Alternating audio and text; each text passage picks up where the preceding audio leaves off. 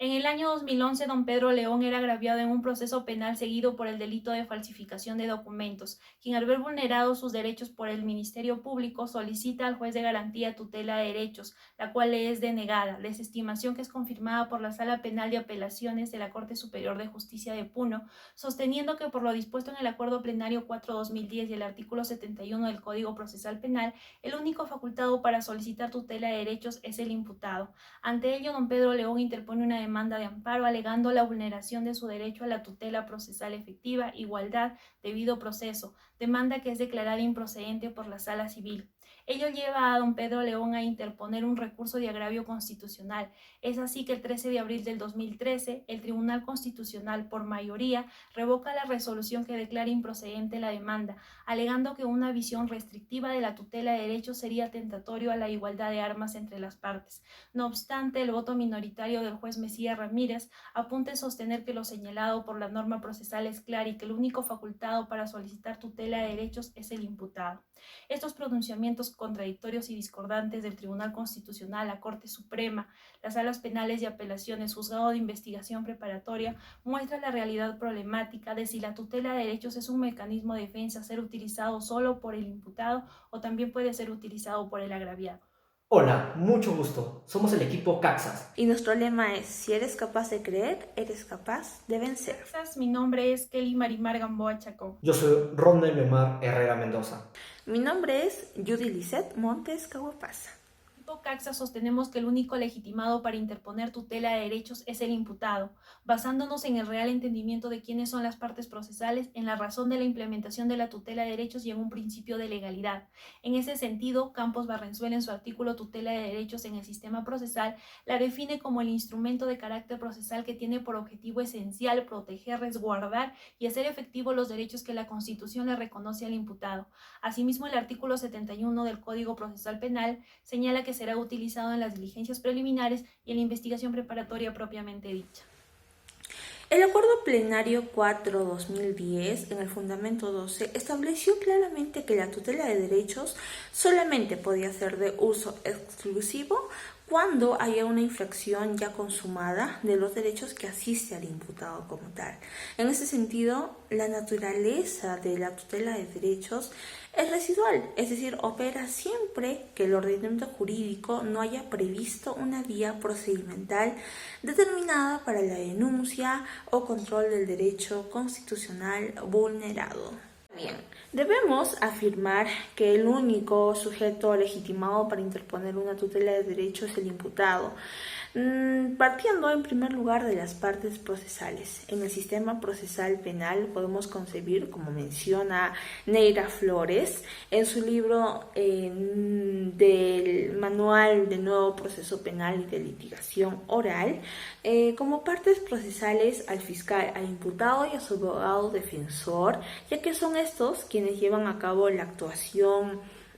investigadora y probatoria a fin de determinar la inocencia o no del imputado. Uno de los argumentos que se encuentran a favor de la inclusión de la víctima como sujeto legitimado para interponer una tutela de derechos es el derecho a la igualdad de armas entre las partes, consagrado en el artículo 1, inciso 3 del Código Procesal Penal. Lo que, en palabras de San Martín Castro, en su libro de Derecho Procesal Lecciones, representa una igualdad total de oportunidades procesales para ambas partes. Pese a ello,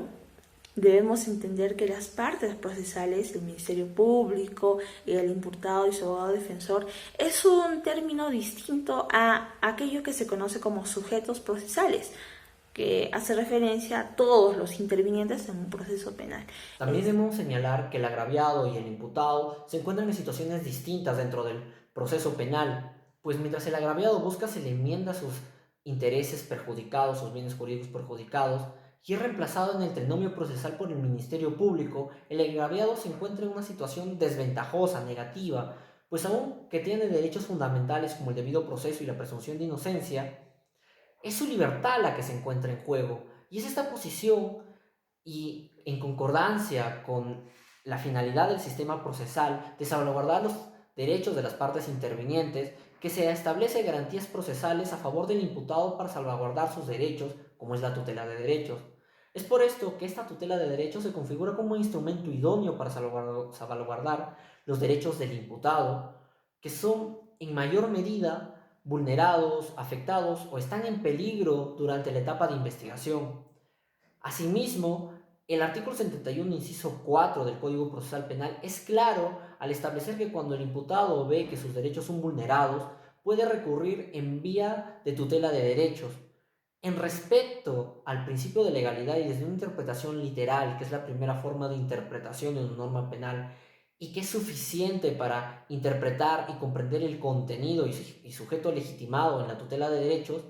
que se puede ver con meridianidad que el único sujeto legitimado para una tutela de derechos es el imputado, pues la norma procesal penal es clara y no deja dudas en interpretación. Es por eso que el equipo Caxas es firme al concluir que el único legitimado para establecer una tutela de derechos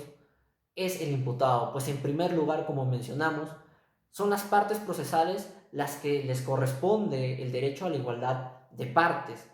igualdad de armas,